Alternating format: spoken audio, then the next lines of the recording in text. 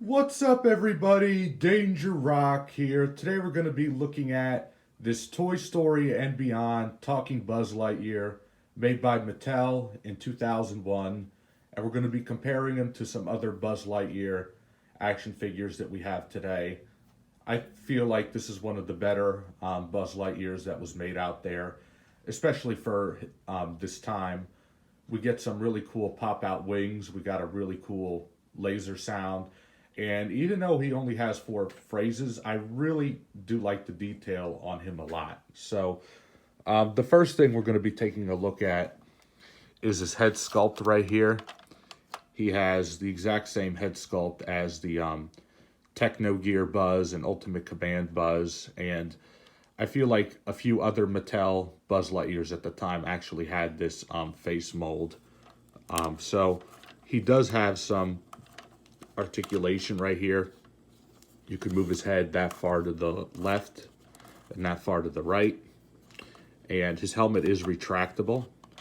But what I find interesting about it is the helmet is not completely clear. So it kind of looks like a blue purple helmet to me. That's just my opinion, what it looks like, but it's different. And what's interesting about this is it has the same good old articulation that a 95 Buzz Lightyear would have. The one finger articulation right there. Elbows go in and out. Swivels at the waist. And his legs and knees bend. So what's really interesting about that is that I feel like they just reused the 1995 molds to make this guy. No wrist communicator, unfortunately. What I find interesting, though, about his laser button is that it kind of pops out a little bit. So when we press it, it makes that sound. And it blinks. Which is, I feel like they just, like I said, reused the 1995 mold for it. Here's another thing I find interesting. So let's press his wing button right here. And his wings pop out. And what's kind of strange that I don't like is that they kind of droop down a bit. Like if I stand them up right here, you know what I'm talking about. The 95 Buzzes don't have that, where the wings kind of come down a little bit. He doesn't have any paint detail at all on his rocket boosters. He does have lots of screw holes, which I think is cool. And I feel like what I really like about him is the color green that they used. I feel like sometimes they go with a light green, sometimes they go with a dark green. This one is like right in between. There's his speaker right there. And if you want to close up his wings, you just close them up like that. Kind of a hassle to get in place.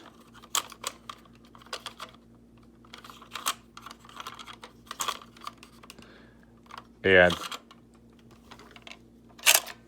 I try not to be rough when clicking these guys in, because if I do, the spring in it will just break. So I'm not going to push as hard as I can because that'll just break it.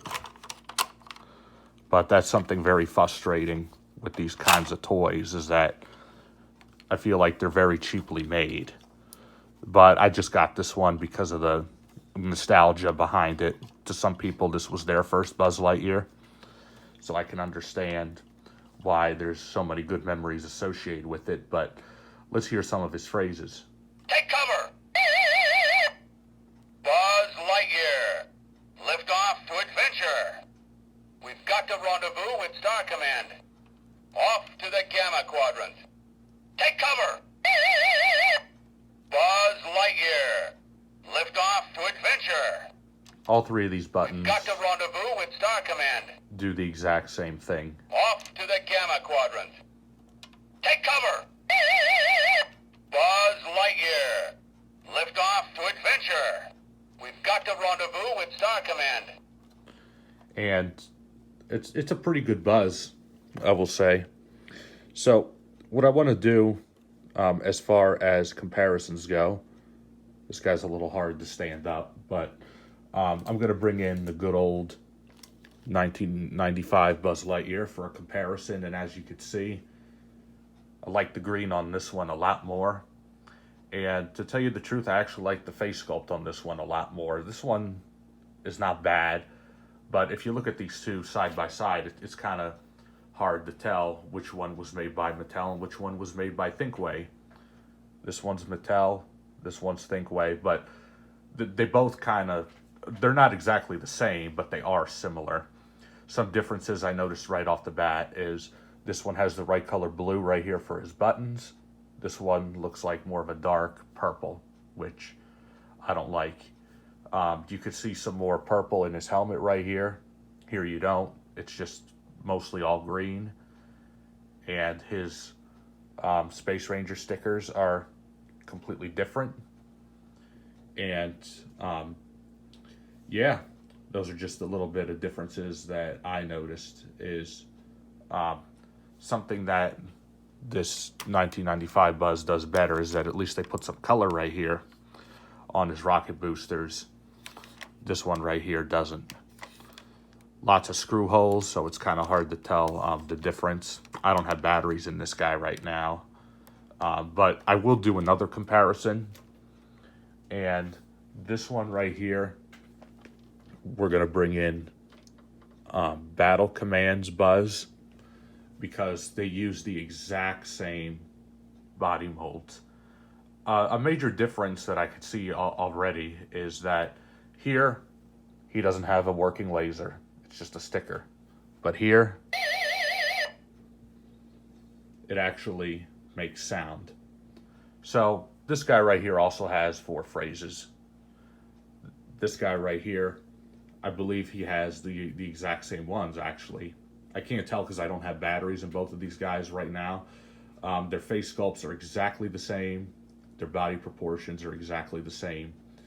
And to my knowledge, there was actually a Buzz Lightyear that was army colored, which also used this exact same body mold. So I don't have that one, and I honestly never really intended on getting that one. It was just nice to have a Mattel Buzz in my collection, because I have lots of Buzzes made by Thinkway Toys, Hasbro, and not many by Mattel. And I also have those Disney Store ones. So it's kind of interesting to see like the evolution of Buzz, because out of all the Toy Story characters, I feel like Buzz Lightyear got the most variants ever made as far as toys go. And another interesting detail right here is if you look at the wrist communicator on this one and this one, they're the same. But here, instead of putting a light bulb for his laser, they just kind of put this thing right there that makes it look like another wrist communicator. So, yeah, it's not really film accurate, but I thought it was a unique color and design. So, this Buzz Lightyear right here, I wouldn't say that he's a must-have, but if you don't like the original 1995 version and you don't like the Hasbro versions and you're not able to get a collection version, you could go with this one. It's not bad. I only have minor gripes with it, like when you press his buttons. Take cover! That is actually the voice of Pat Fraley, not Tim Allen. So, not really a big fan of that. The original 1995 Buzz Lightyear has Tim Allen's voice in it. This one does not. But, you know, like I said, each to his own. It's just a minor gripe. But since it's a Buzz Lightyear action figure, you can't really go wrong with them. The color on him is really good and everything. He just lacks some detail. Like, his sticker right here should say Space Ranger. They put the Danger and Jet Exhaust stickers on the back. And his wings should definitely be a bit longer. But I guess if you would market this toy towards kids, those things won't matter. But kids really will notice the difference. And when I got this guy, his stickers were kind of faded away, so I replaced them with better ones. So these are the closest ones I could get when I actually looked at what it looked like. But this toy came out in 2001, a year after I was born, so he's pretty old now, considering.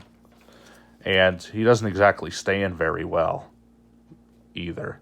You just kind of have to have him balanced so he won't move. But yeah, this has been my review of the Toy Story and Beyond Talking Buzz Lightyear, made by Mattel in 2001. If you like this video, please leave a like. Please subscribe to my YouTube channel. I want to say thank you to each and every one of you for helping me reach 1,000 subscribers. Yesterday I put out my collection video, so I hope you guys enjoy. Let me know in the comments down below, what do you think of this Buzz Lightyear? I look forward from hearing from you guys. Thank you all for watching as always, and I'll see you guys on the next video review.